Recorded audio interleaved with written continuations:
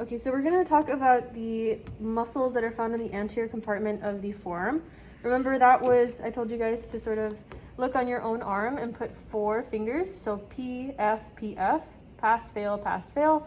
So that was for pronator teres, pronator teres, flexor carpi radialis, palmaris longus, and flexor carpi ulnaris. So let's see what it looks like on the model. So in this case, we're looking here, and we're looking at the medial aspect of the humerus. So this first muscle is going to be our pronator teres.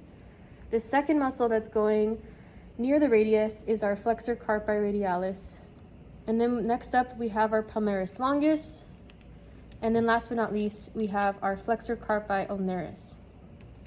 This large muscle, which oftentimes students get sort of confused on, this is going to be our brachioradialis muscle.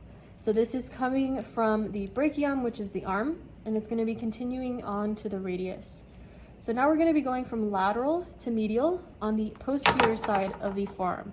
So the one that just dropped was pronator teres. So again, this is our brachioradialis. So we're going now medial. So this next muscle here is our extensor carpi radialis. So they're going to be these 2 muscles right here. It has a longus and a brevis, but you just need to know that both of these are extensor carpi radialis. Next up is this set of muscles, which we said were the ones that you can sort of like wiggle on the back of your hand, and you can see those tendons move. That's the extensor digitorum.